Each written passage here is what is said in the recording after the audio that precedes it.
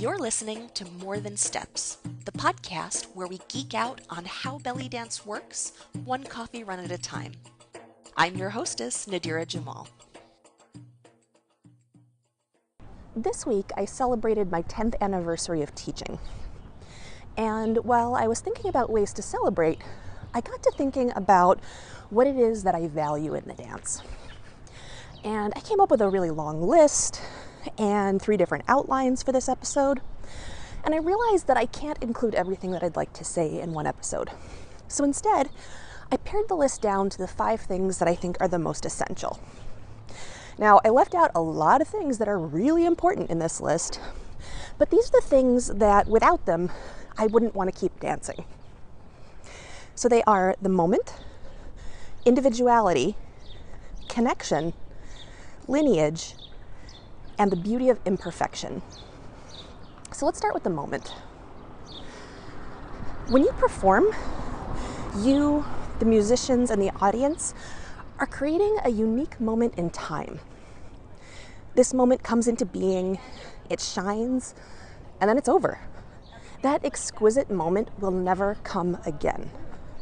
And to be fully present for that moment is to really live. That's art. And that's one of the reasons why I feel improvisation is so important, even if you don't have access to live music. Being fully in the moment is just a lot harder with choreography.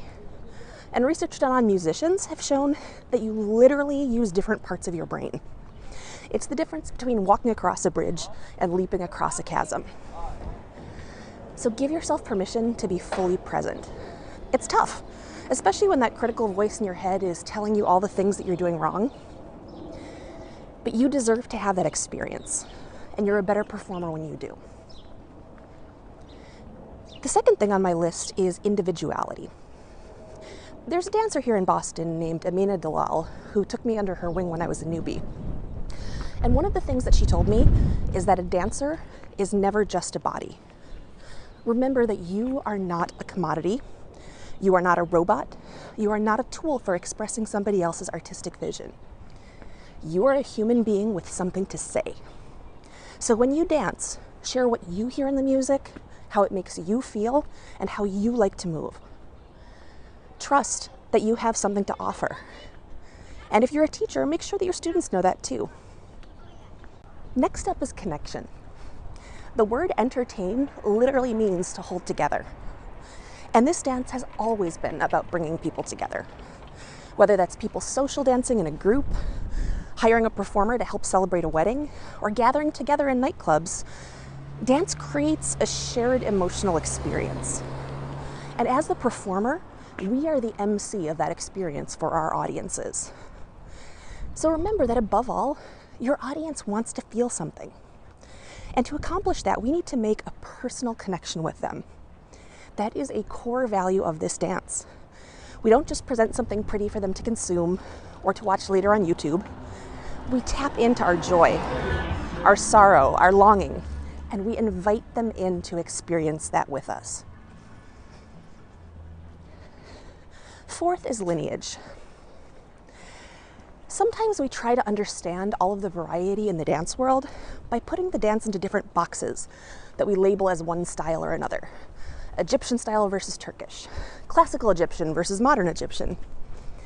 And I think that those boxes help us understand what we're looking at, especially us outsiders to the cultures, and especially when we're looking across groups of dancers who have really wildly different personal styles. But I also think that when you look at a single dancer, it's more helpful to think in terms of lineage. The biggest influence on my dance was my family tree. The mother of my dance was my teacher, and her teacher is my dance grandma. The father of my dance was my primary venue, including the band that played there and the audiences who patronized it. The grandfather of my dance was the specific mix of Middle Eastern ethnic communities that settled in Boston and the reasons that they came here, which date all the way back to political friction in the Ottoman Empire and the Industrial Revolution and how it played out in New England. And when I look at my classmates and the other dancers who performed in those venues, I see a group of individuals who have worked hard to develop distinctive personal styles. but I also see a family resemblance. And I know the artistic values that we share because I know our family story. And last up is the beauty of imperfection. There's a Japanese aesthetic concept called wabi-sabi, which is kind of hard to define, but one definition that I found is the beauty of what's imperfect, impermanent, and incomplete. A lot of us feel like if our dance isn't perfect, then it's worthless. And by extension, we're worthless. But the reality is that perfection is not interesting. It can be pretty, and it's definitely impressive, but it doesn't move us.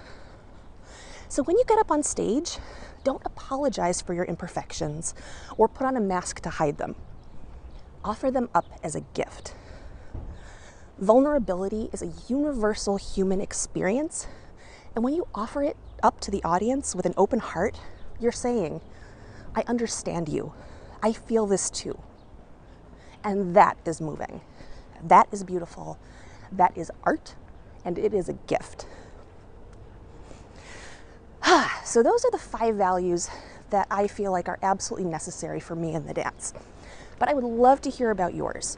So if you'd like to share those, you can leave a comment on the episode page for this podcast episode, or better yet, leave us a voicemail at bellydancegeek.com/voicemail. I would love to hear from you, and maybe I'll even play that on the show. And if you like what you're hearing, please leave us a review on iTunes. It helps me out a lot, and it makes it more likely that other people will find the show. Thanks for listening.